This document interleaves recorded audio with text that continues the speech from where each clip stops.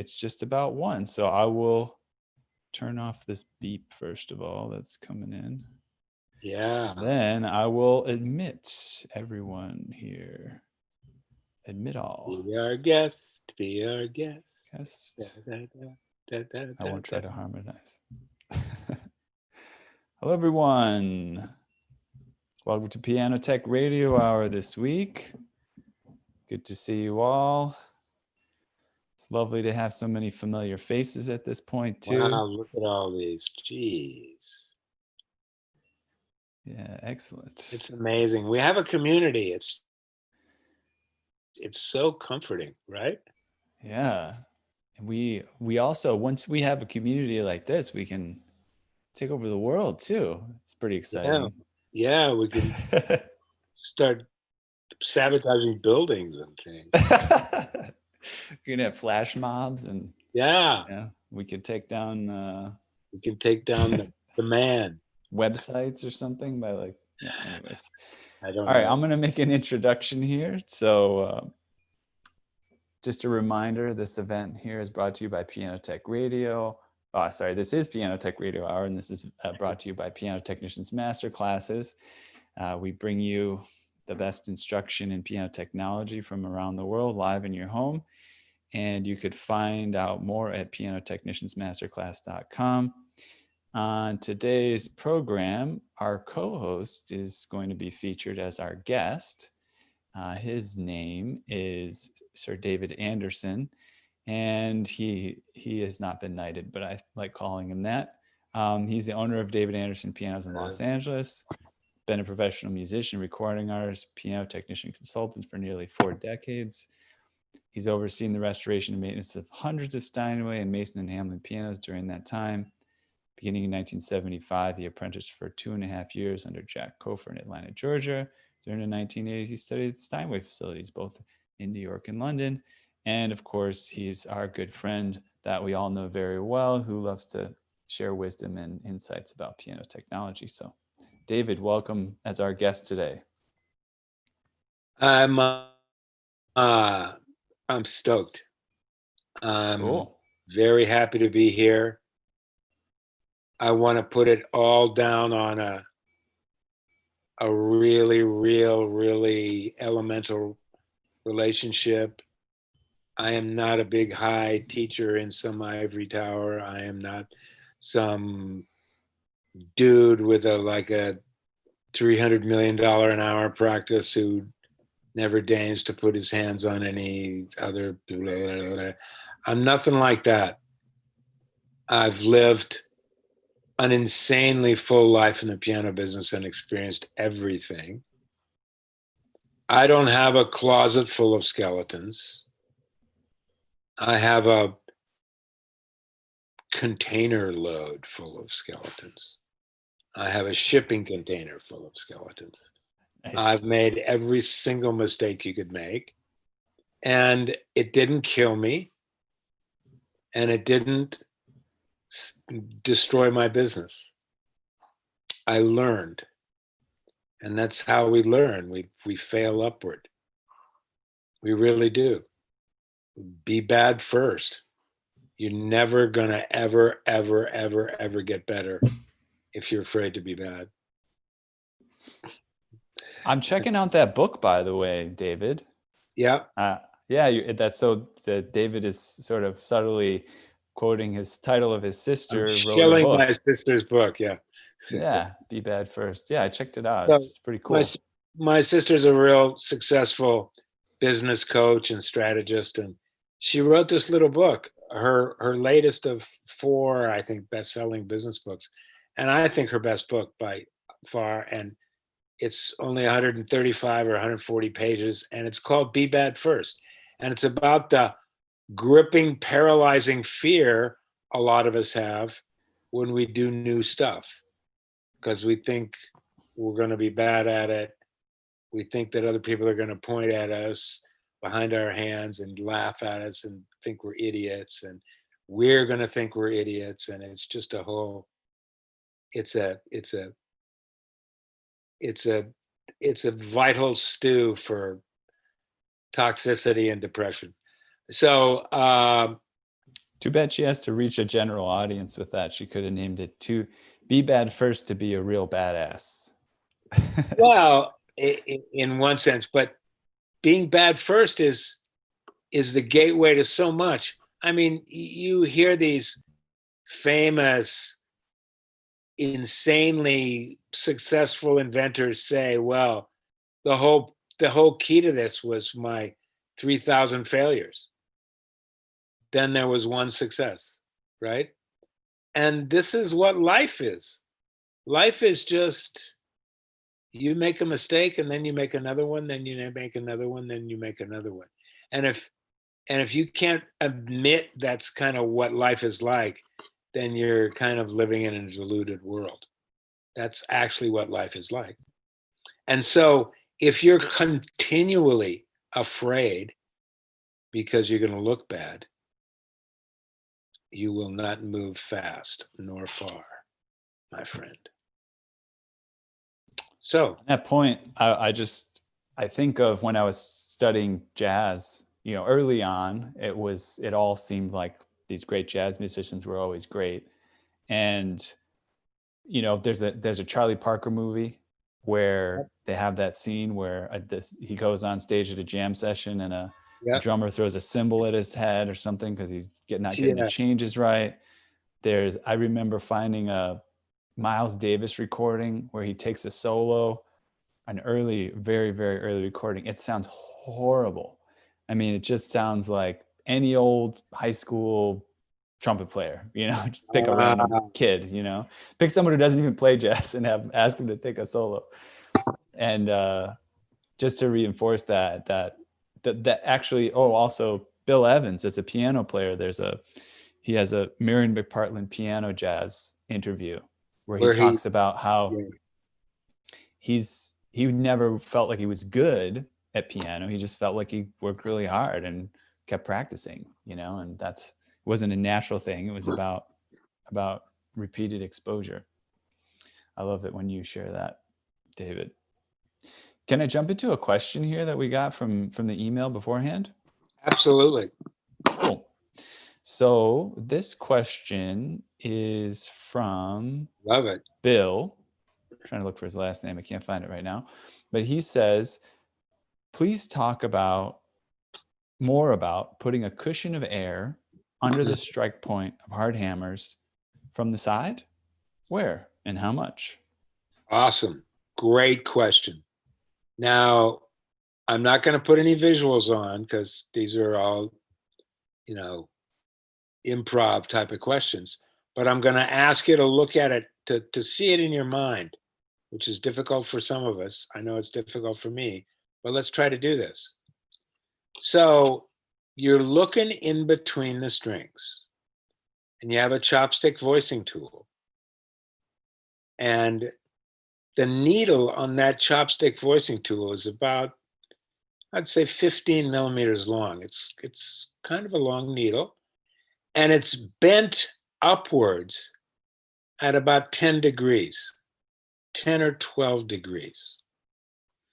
So what you can do is stick that needle kind of flat directly under and it's laterally, like sideways. The string cuts are vertical. They go away from you, right? From the player to the back of the piano.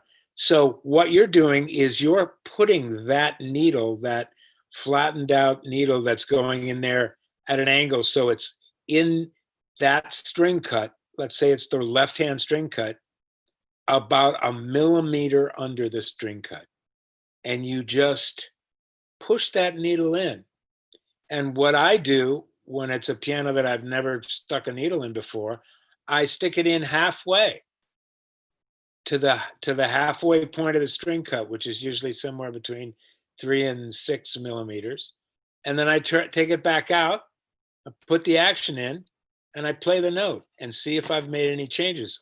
Naturally, I played the note before and heard its attack, and now I'm hearing its attack again. If it did something, that's great. I do the other two string cuts halfway in, put the whole note in the C, and it's probably made a really attractive change. And what it does is it changes the fundamentals that are excited on a soft blow. Do you understand that? In other words, I'm masking some high partials when the hammer hits the string. Piano, double piano, triple piano. When it hits it real soft, or even up to mezzo, it's not going to be as pingy and bright and loud as it's going to be at higher volume. And that's what most players want. And that tube of air lasts for, depending on how the piano is played, hours and hours and hours and hours and hours, sometimes days and days, or weeks and weeks. It depends on the amount of playing and the kind of playing. The other beautiful thing about it is that if you really don't like it, you can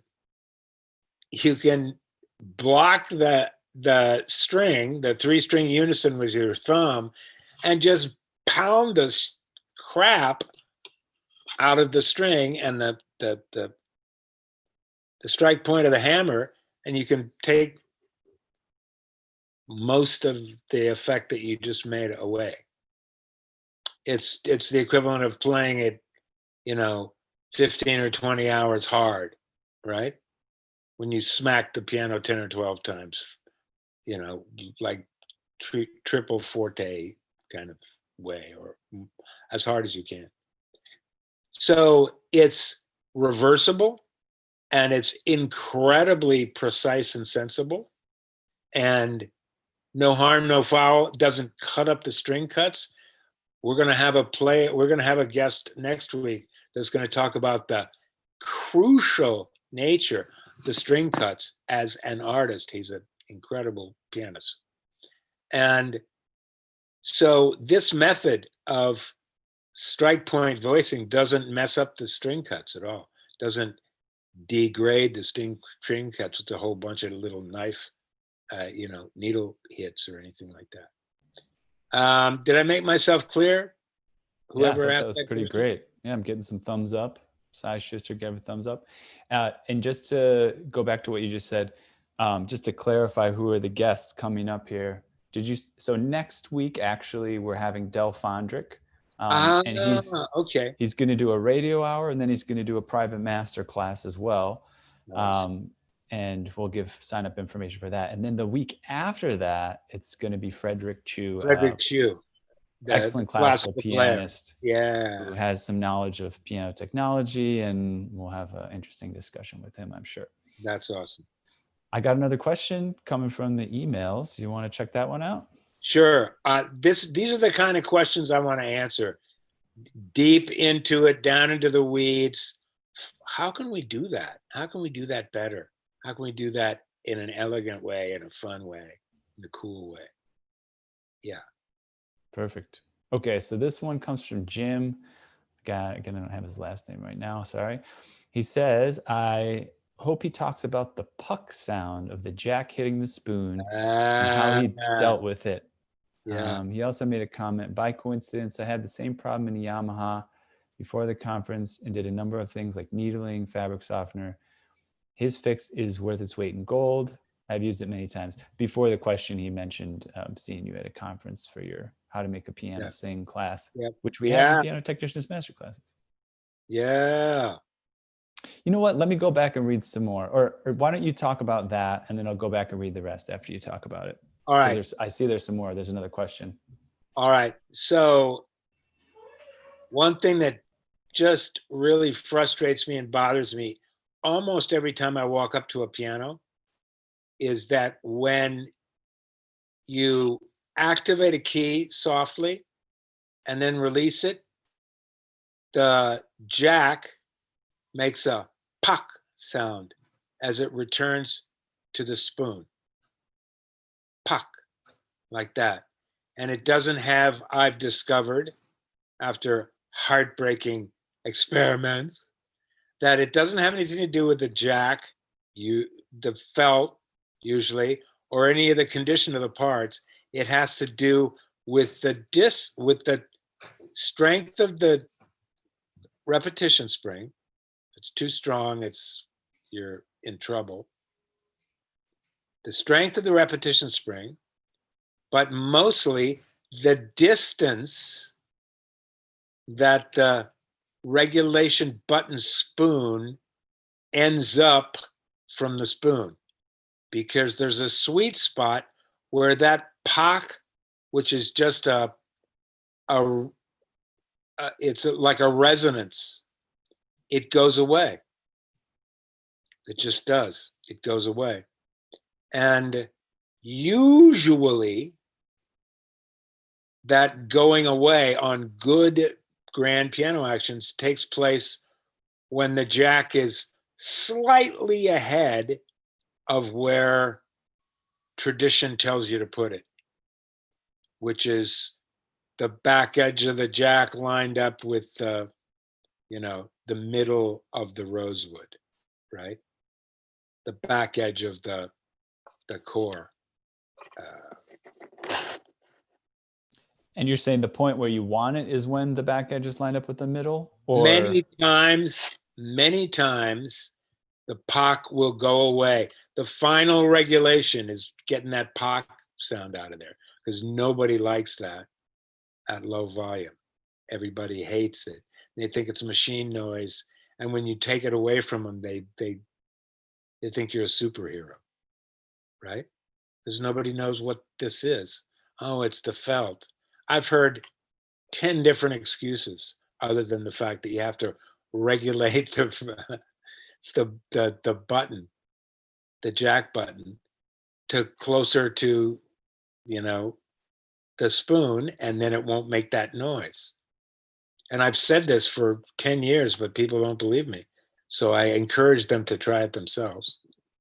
And it never gets to a point, except if the action isn't well made, where the pock won't go away until the jack cheats. It'll never get to that point. It'll never get more than an eighth or at the most a quarter turn ahead. Just some little ways, a millimeter or so. David, can you see Cy Schuster over there? Well, I don't know if you're able to. He's holding up some actions there. You're unmuted, Cy. I don't know if you want to just demonstrate anything. Go ahead and talk and demonstrate, Cy, so it can be up close. Well, here's the jack and here's the spoon you're talking about. Yep. And here's the alignments. You're talking about aligning this a little bit forward. A little bit forward. That's right. Based on the sound, not based on anything else. Okay, but right? Up until it cheats, but not. Well, if the action is well made and you're doing your job right, it won't ever get anywhere near the cheat point. It won't get within 3 full turns of the cheat point, right? So the sound is not caused by the condition of the felt on the regulation button. It's caused by the actual spring-loaded snap of the regulation button felt on the spoon. Okay. And certainly, when that distance gets smaller, the noise goes away. There's a sweet spot where the noise goes away. And certainly if the rep spring's too strong too, right? The spring could be too strong. That's exactly right. If you're feeling things through the ends of the keys, even a little bit, it's too strong. Just really know that, boys and girls. If you're feeling the spring through the ends of the keys, it's too strong. If you're not getting a sprightly rise, it's too weak. So there's a pretty fine, wouldn't you say, Chris Brown? There's a pretty fine little narrow parameter of where that spring is really functioning properly. Just a yes or no is okay. Chris says yes. Thank God. So is that clear now? You can be a superhero. I once saved a session and then got a $25,000 front end rebuild from solving that POC sound in a recording piano. So it's worth knowing about. Thanks a lot, Cy, for holding that up. Any questions? Thanks, Cy. Thanks a lot. I had a follow-up. I was just going to say, it seems like the sort of what helps to get rid of the POC sound is a certain amount of friction on the knuckle of the jack. Is that what's kind of keeping it from pocking against the spoon? Or do you have a sense of why it has less of an impact? Because that resonance frequency goes away. Because the jack is not hitting the spoon as hard as it was. So that it's just a matter of, right, okay. Completely a matter of that. I've done stuff with the felt, with everything. I've affected every single logistical point, and it's about the resonance. It's about the puck. The puck is a distance-based phenomenon. Let's hit some of these questions in the chat. They're a little bit more clarifying. Let's see.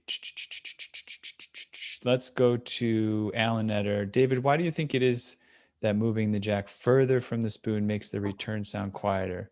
Have you ever tried bending the spoon towards the player?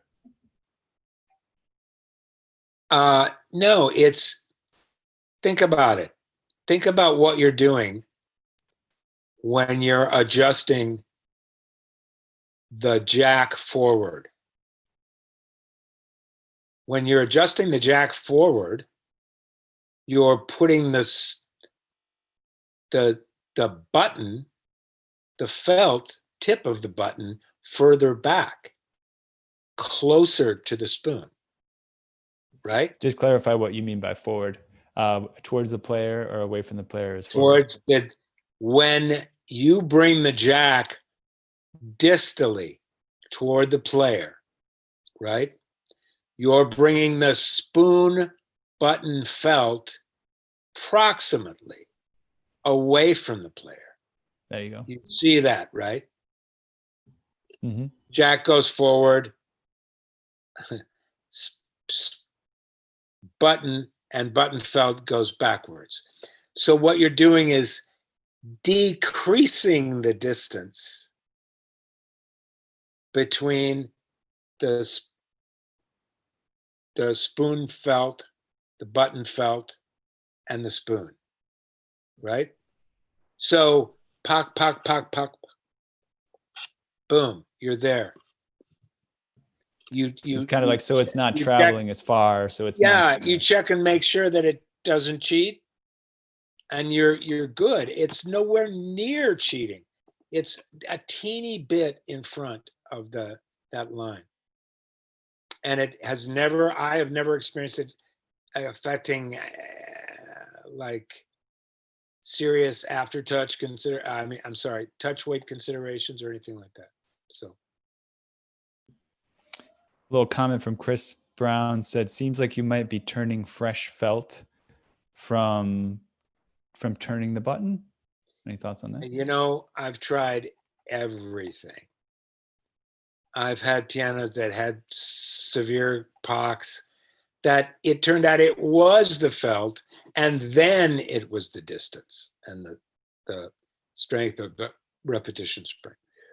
So I can't say that it's never the felt, but in my practice experience, 90% of the time, it's a distance-based sound. And most pianos have it when you come up to them, if you really listen. Just activate the notes softly, like push through, ghost them, and you'll see what I mean. Tak, pak, tak, tuck, tuck, tuck, tuck, tuck, like that. And if you don't think people can hear that on a piano level recording, you're nuts. It ruined a whole $40,000 session one day that I had to go then rectify at Warner Brothers. So this is worthy, kids. Thanks for that. I see some more comments in the chat, but maybe I'll move on to a different topic. No. If there's another, more statements about it. Let's see if well, somebody was saying that moving the jack forward. Bending the spoon. Let me catch it. Where it is. Seemed like you might be. No, there. Alan Eder said something about, have you ever tried to bend the spoon forward? Yeah, and somebody else, sort of seconded that. I never have. It just seemed always more easy and elegant to just tweak the jack out there a little bit that nobody would ever notice really, but it was there. It was a quarter turn up or an eighth of a turn up or even a half a turn up, but it's less than a millimeter. And it's a noiseless action. Let's see what Jim Kelly said here. He said the problem he had was a Yamaha in an acoustically perfect auditorium where you can hear a pin drop. He tried everything, including needling the felt fabric softener. All worked, but disappeared quickly. After learning this, it was magic. The sound is amplified. The noise travels through the whip to the metal rails. It is on every piano. Oh. That's it. It's a sound-based phenomenon, dude.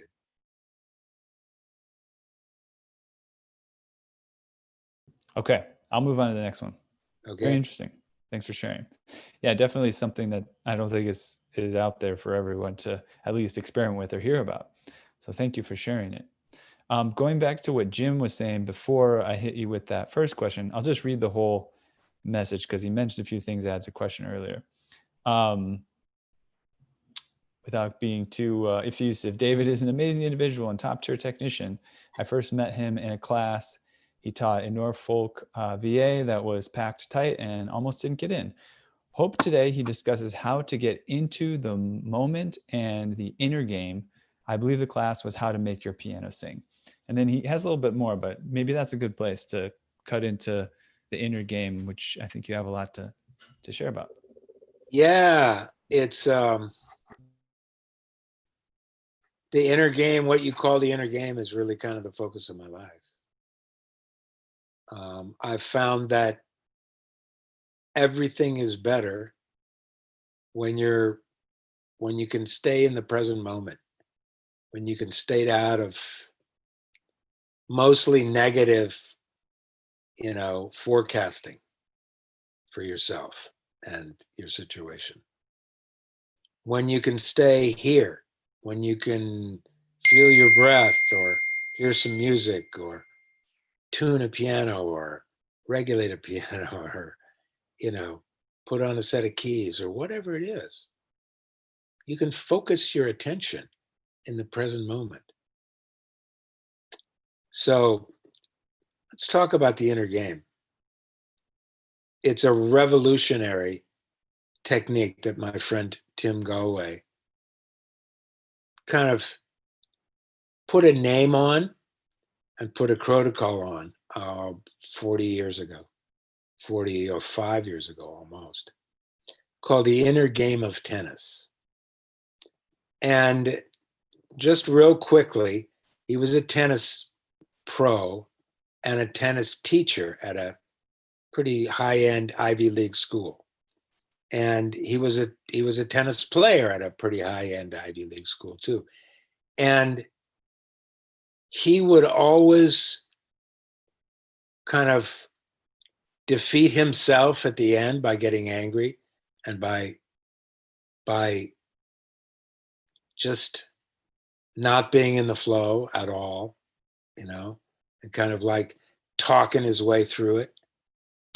And so when he became an instructor, he tried to figure out how can we take the player's attention off their self-critique and put it on something in the here and now.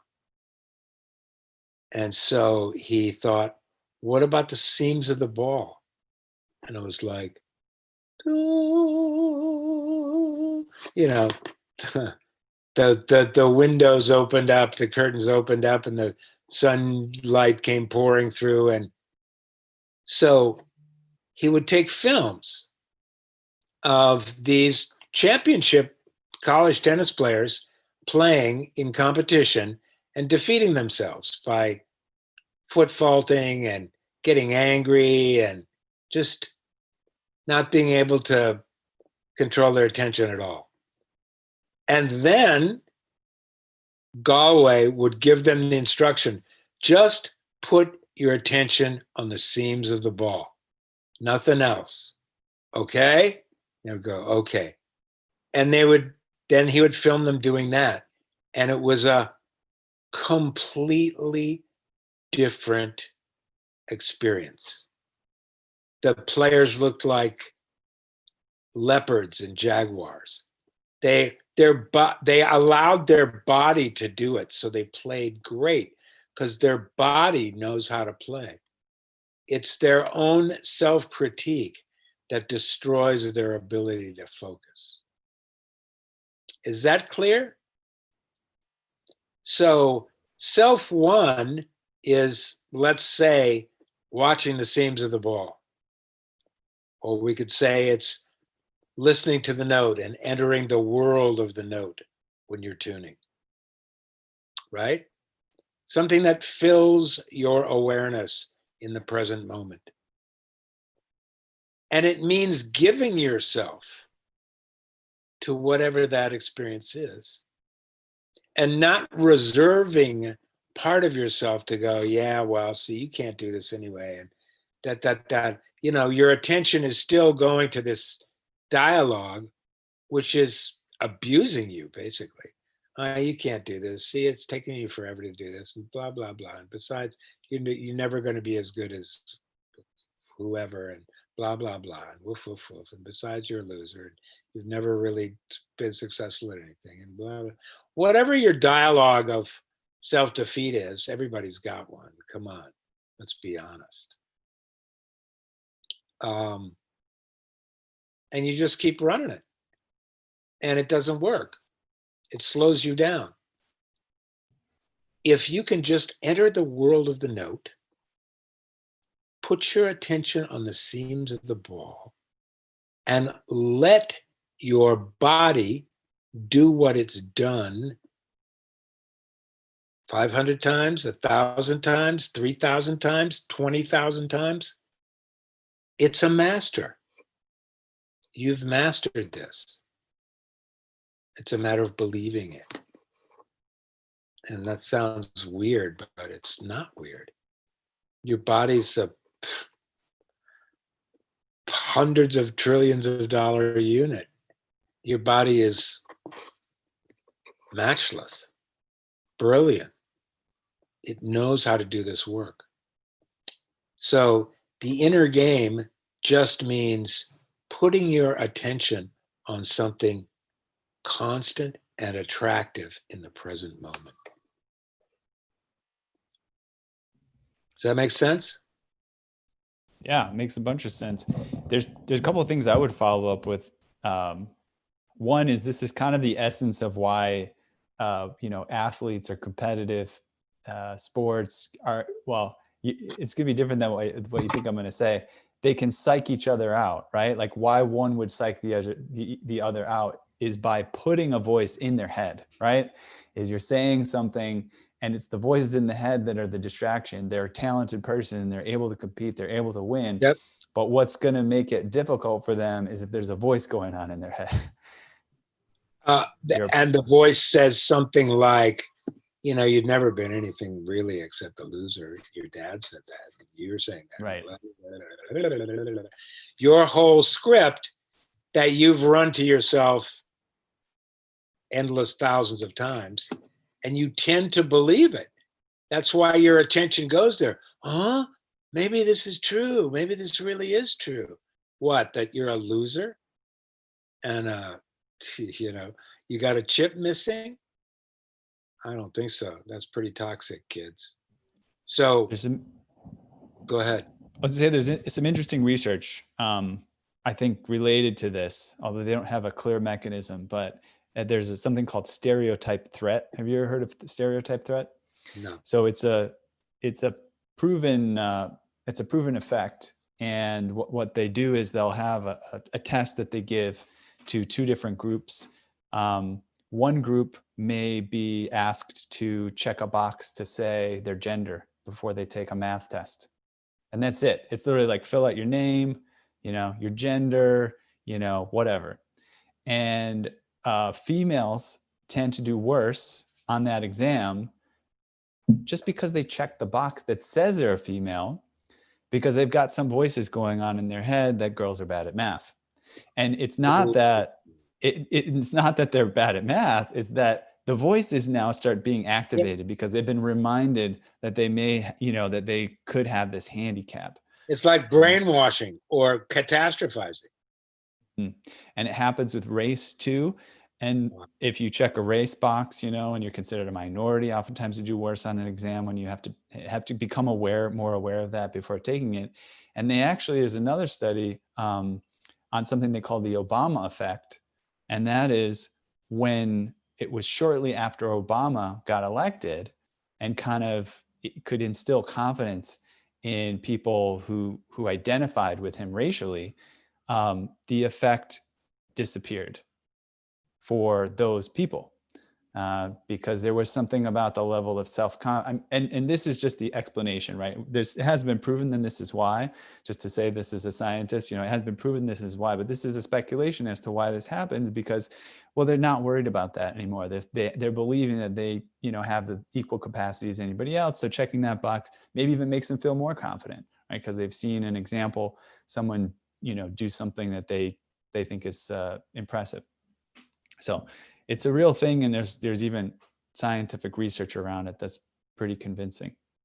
If you have anything else you want to say on it, go ahead. I can go to the next topic. I just wanted to make sure before the end of the show to talk about make an aftertouch, because that's really important and we don't talk about it enough. That came up in the chat, so yeah, I would say go for it. Okay.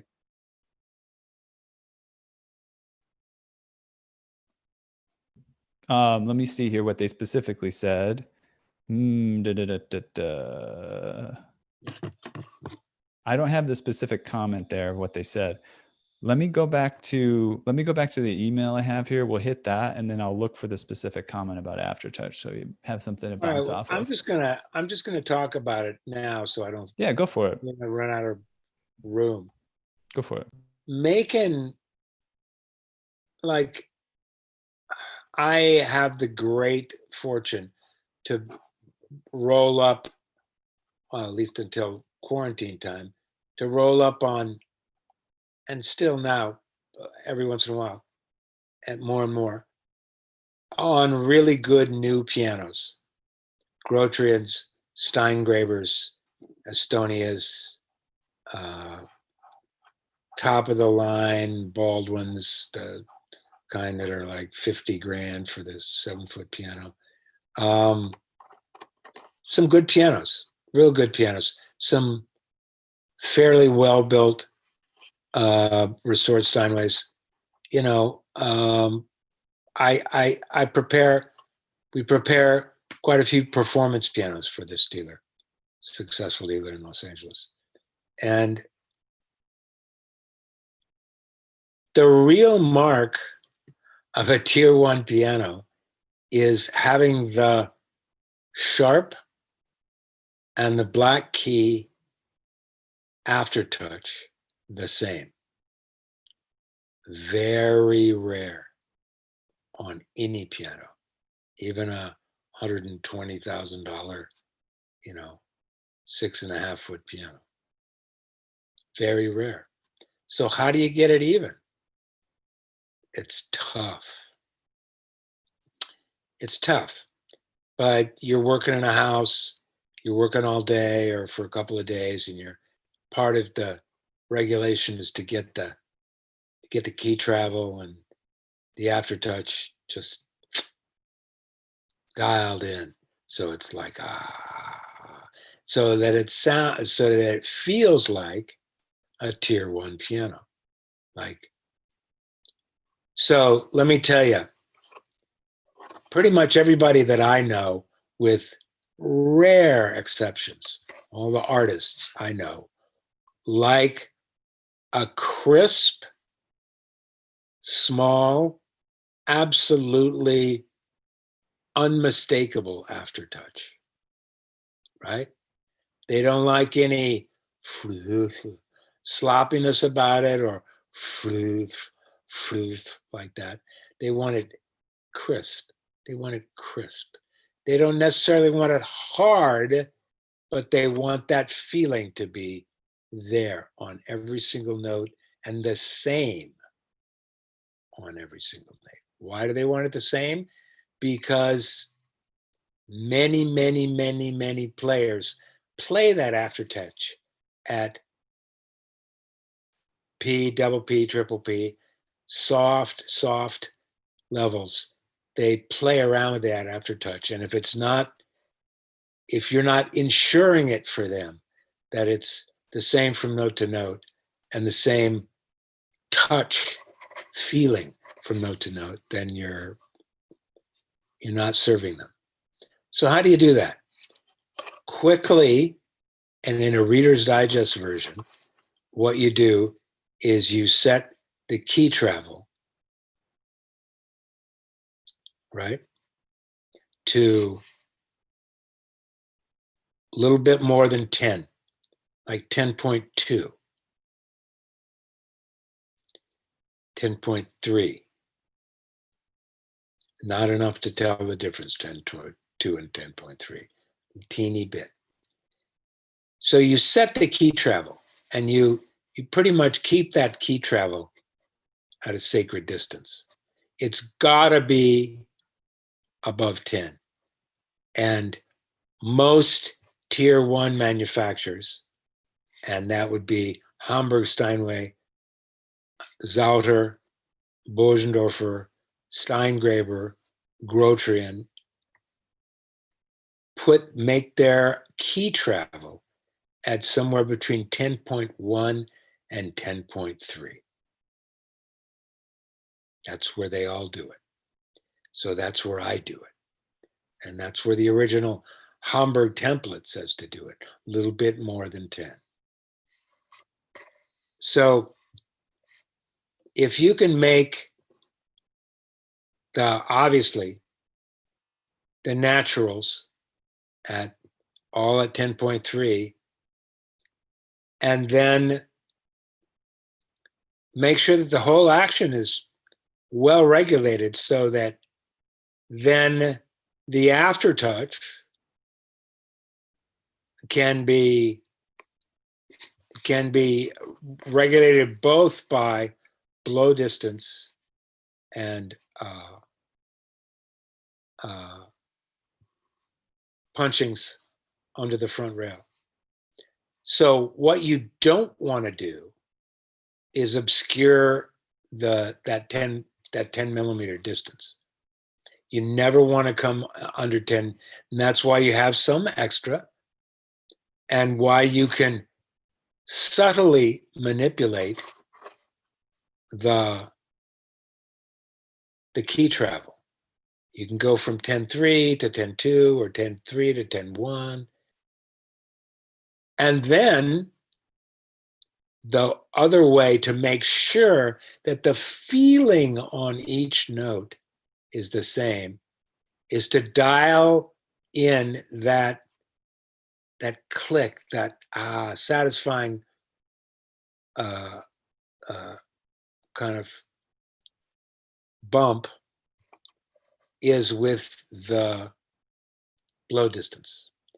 And if you're lucky and good, you can get the illusion of an absolutely straight hammer line, but still have some subtle up and downs to reflect the fact that you've customized every single one of those aftertouch distances to feel like the next one.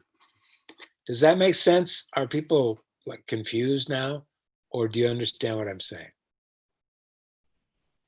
Anybody got any comments? I think I'm getting it. I'm seeing some nods. Perfect. Bruce Gibson said. So you can make super subtle adjustments in both the key travel with the front rail punchings, very thin ones, green ones, and subtle, and I'm talking about subtle changes, millimeter, half a millimeter changes in the blow distance. You can make a fairly striking positive change in the feeling of the aftertouch. And if you ever want to get your regulation close to where a tier 1 piano is, you're going to have to ultimately listen to what I'm saying, because this is how to do it on a piano that's up in the field. You get the aftertouch all set. Take a lot of time to get that 10.2, 10.3 aftertouch set on the naturals, right? Then fill in the sharps to the proper feeling aftertouch, and then match the naturals with that. You're matching the feeling of the aftertouch, which is a crisp, clear, clean click. Click, like that. Go up to a Hamburg Steinway that's just been prepared for a concert, and man, they'll be clicking. They'll be so clean. Same thing with a Steingraber or any like real tier 1 piano, Shigeru Kawai, Yamaha CFX, if they're prepared properly. You know, these are amazing pianos that come great from the factory, and it's your job and your challenge to be able to make their aftertouches feel just like a factory. And if there's any other questions, I'll be happy to answer. Yeah, a couple of things came in here. Victoria Gould said, in your system, would the actual measurement of aftertouch as per lost punching method be the same for both sharps and naturals? I don't even measure the aftertouch distance. A lot of people measure and have coins on sticks and all kinds of measuring devices. For me, it's a feel thing. You know, Leroy Edwards just basically proved to me beyond a shadow of a doubt that it's a feel thing. It's not a measure thing. It's when it feels like, that's really good, and it's the same from note to note, that's what's good. Now, some people, some men and women, can get that much closer with some kind of a feeling device, like a feeler gauge or something like that. For me, it's better just that whatever the aftertouch is, whatever, you know, little fractions of a millimeter it is, whatever it is. I want to feel it, and I know what it feels like. So. Next thing, we're about 10 minutes out here, so we got some time still. We got some more questions. I'll just listen. I'm gonna ask you, my beloved community, now. If there's anything that's burning that you want to ask, now's the time. Don't hold back. Go ahead, Ethan. Sounds good. I'll also just quickly note that we'll add links as we usually do in about 5 minutes for giving your feedback and how to sign up for other things as well. But especially want to let everybody know, so that you get this. after today's event, we're going to try something new. A handful of you tried it on a previous day. We have a brand new technology, a brand new platform where you can sign in, and we can kind of have a little after party after this. And why I say it's like an after party is it's like Zoom, and that you can video chat, but there's a little virtual landscape, and you can walk around and you can say, oh, you know what? I want to talk to these people. We'll get in a little group and we'll talk about this or that. So it's not where everybody needs to talk over each other, and you can kind of mix and mingle and chat as you like. So we'll have that. I'll give a demo real quick before the end and a link so you can join us for that. But we'll hop right back into the questions for now. What we have here is, what role from Jim Kelly is played with front felts? How about crescendo punchings?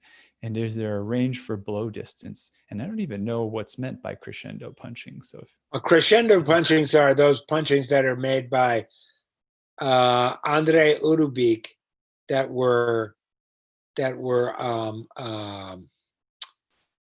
bigger on one side than the other. They were literally like a conical punchings, and they were harder felt. So my experience with crescendo punchings is, on some pianos, they work perfectly. They make that aftertouch exactly like you want it. It's very easy. It's wonderful. On other pianos, they're too hard. They actually make a noise. They're actually they actually make noise. They're too hard. The green, Hamburg style felt front rail punchings is better for those pianos. And you gotta listen to your ears. You gotta feel through your fingers. What feels best? Ooh, this is too hard. This feels like smacky. Bang, like it's smacking my finger. That's not good. Then the crescendo punching would be too hard. And like the stiffest green punching would be better. Does that make sense? Mm-hmm. And is that answering the other part of the question? What role is played with front felts? Yeah. Well, and what is key travel? Well, key travel is what all the makers that charge over 6 figures for a piano say it is, as far as I'm concerned. Key travel is what Shigeru Kawai and Yamaha CFX and Steingraber and Hamburg Steinway and Zauter and Bosendorfer and Bechstein and Blüthner say that key travel is. They say key travel is 10.2, 10.3. Check it out. Check it out. That's what those pianos say to me when I roll up on them. That's what they've said to me for decades.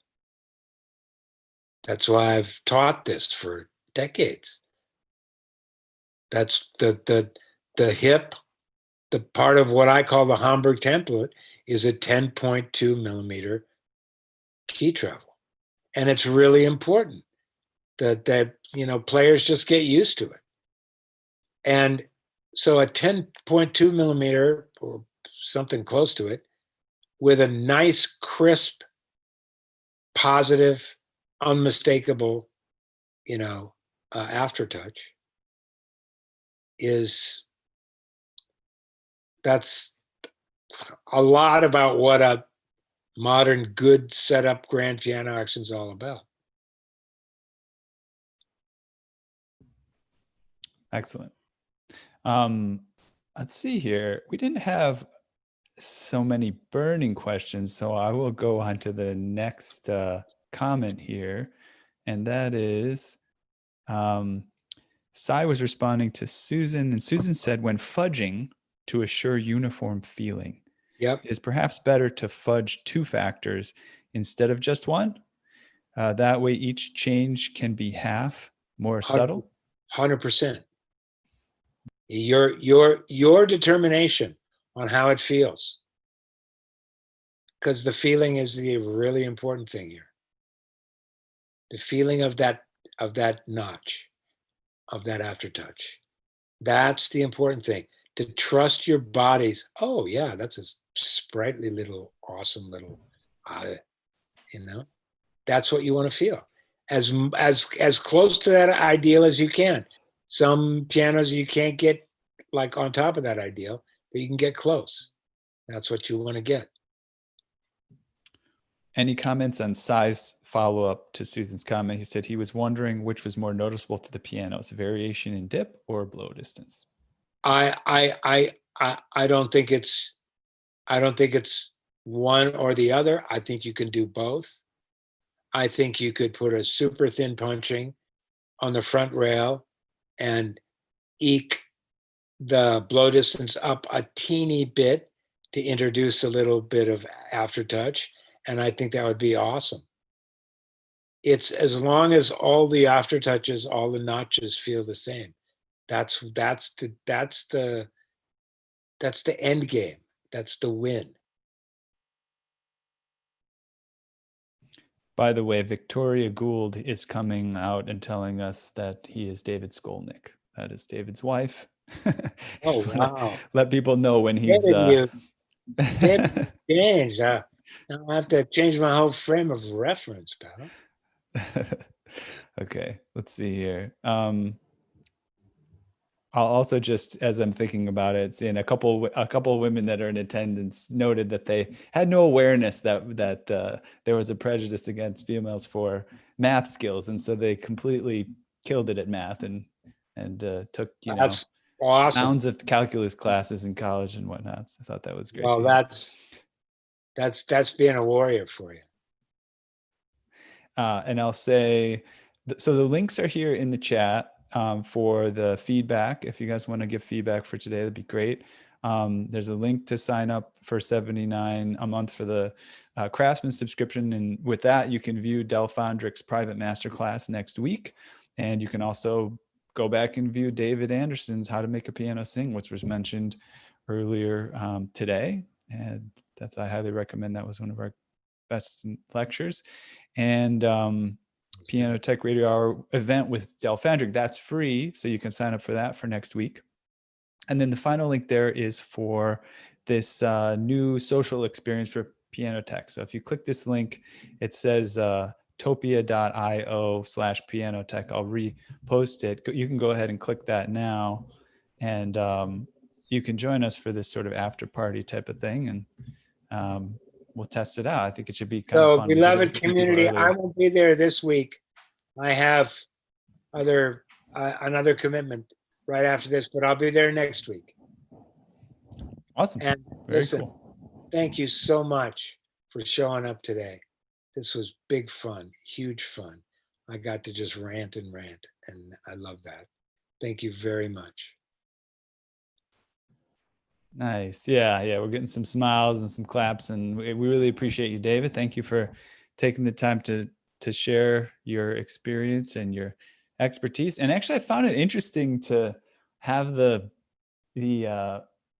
verbal only explanations of some of these things. And actually, sometimes I think some of it helped to understand a little better, to be able to visualize it while listening to you talk through it. So that was an interesting experience, and I think you did a pretty excellent job of that.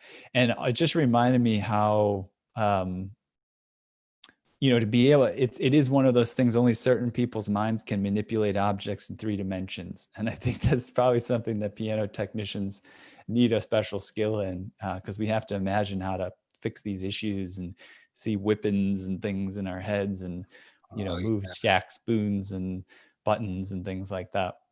It was the thing I was worst at for most of my career. Interesting. I really had that. My spatial intelligence was 2 or 3 points above a fern when I first began. I really had to develop it. So I'm proud of that. I have, actually. Yeah, that's amazing. That's a testament. Yeah, you've got great skills with that right now. Susan Klein says, as a final thought here, mentally manipulating in 3 dimensions is estrogen related. Women are bad at it during certain parts of their cycles. That's fascinating. Wow. That's awesome. All right. Well, I want to give a shout out to the people helping us behind the scenes really quickly, especially Pooja, who's taken on a lot of responsibility, helping out, sending those links to you, helping put the emails together, and doing a lot of admin stuff on the back end. And yeah, we've got a lot of help with this project, so we appreciate every minute, every quantum of energy anyone's putting into this. And especially thank you again, David. So I'll sign off, and I got to thank you, David and team. Thank you very much for that from David Boyce. And yeah, guys, jump on that link. And if you want to mingle a little bit, we can give it a shot. And that's open forever, well, not forever, but longer time. So you can mingle as long as you want, but at least we'll know we'll all be jumping over there right now so you can hang out with people. Thank you, guys. See you next week. We'll sign off. Check you later.